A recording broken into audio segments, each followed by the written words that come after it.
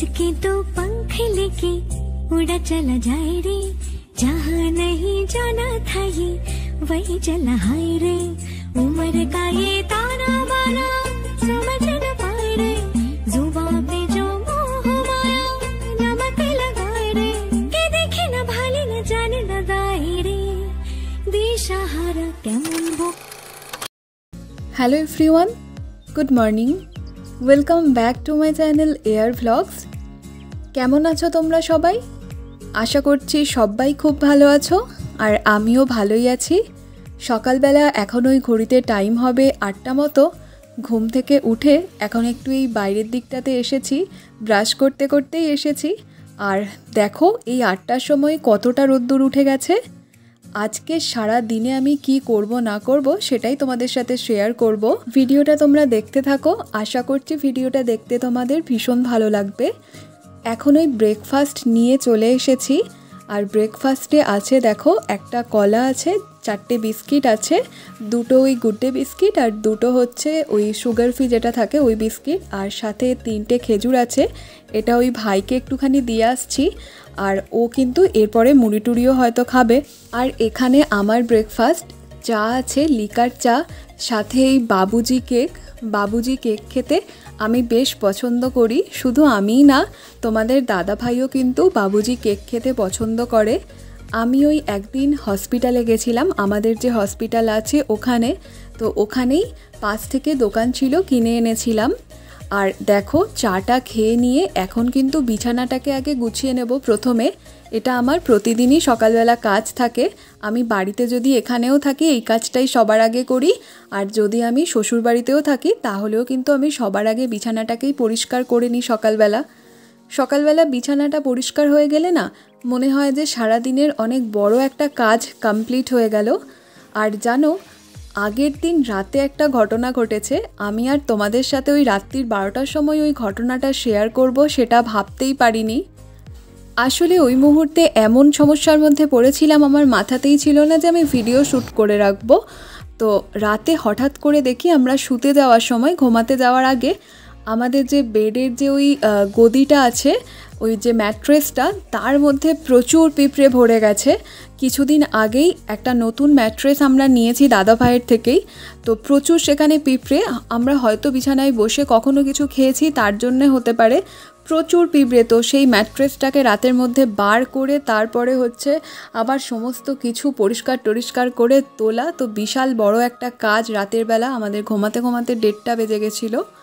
আর এখন দেখো আমি ওই সবজি টবজি মাকে কেটে দিয়েছিলাম, তারপরে খাওয়া দাওয়া করে নিয়েছি। আর আজকে না আমাদের বাড়িতে ওই যে গ্রিল বসাতে এসেছে সেই জন্যই প্রচুর ধুলো হয়েছিল, সেটাও তোমাদের দেখাচ্ছিলাম। আর এখন এই যে দেখাচ্ছি, দেখো এই যে পলা বাঁধানোটা, এটা কিন্তু তোমাদের দাদা ভাই আমাকে কিনে দিয়েছে। আর এই যে হারটা দেখছো, এই চেনটা কিন্তু আমার বিয়ের আশীর্বাদের চেন। ওগুলো পরছি কারণ দিদির বাড়িতে যাব। আর আগে আমি চেনটা সবসময় পরে থাকতাম, তবে এখন আর পরে থাকি না। আমার প্রচণ্ড গরম হয় আর আমি ঘেমেও যাই প্রচুর, সেই জন্যই কোনো কিছু পরে থাকতে পারি না। তো এখন দিদি ভাইয়ের বাড়ি যাব, আর দিদি ভাইয়ের জন্য দেখো একটা এখানে আমি সাবানও নিয়েছি, ডাব সাবান, ওকে গিফট করব বলে। দিদির বাড়ি কিন্তু আমি অনেক দিন পরেই আবার যাচ্ছি, আর শুধু কিন্তু আমিই যাচ্ছি না, মলি, ভাই আর আমি 3জনেই যাচ্ছি। আর এটাই ছিল আমার ফুল লুকস, একদম সিম্পল পরেছি। যা গরম, তার মধ্যে মনে হচ্ছে যদি সাদা ড্রেস পরি তাহলে হয়তো একটু গরম কম হবে।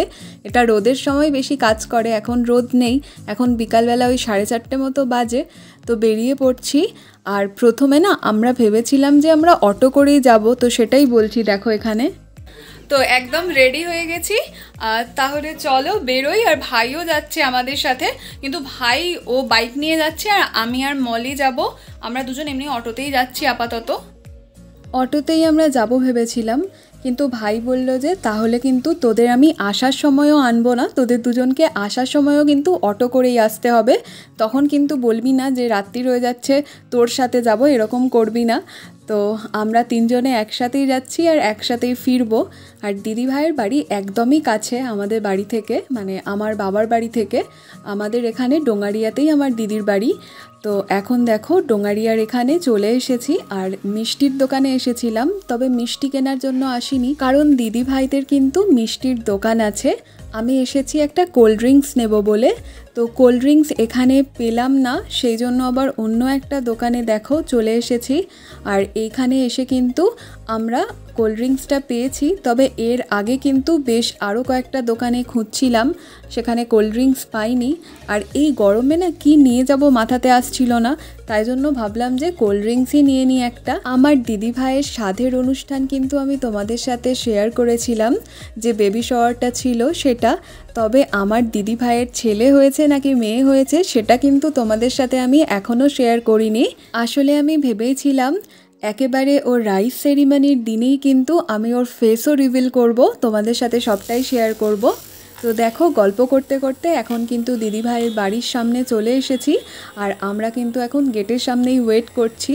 দিদিভাইকে ফোন করেছে মলি, ফোন করে ডাকছে, বলছে আমরা এসে গেছি। আর এখানে ভাই এখন দেখো ও বাইকটাকেও রেখে দিচ্ছে এই জায়গাটাতে, এই রাস্তাটাতে। আর দিদিভাইয়ের বাড়ি কিন্তু মেন রোডের একদম কাছেই, মানে মেন রোড থেকে দিদিভাইয়ের বাড়ি আসতে 30 সেকেন্ডও সময় লাগে না। আর এই যে দেখো দিদিভাই এখন আমাদের গেটটা খুলে দিচ্ছে। দিদিভাইয়ের বাড়ির এই সামনের জায়গাটা না বেশ সুন্দর, অনেক গাছপালা আছে।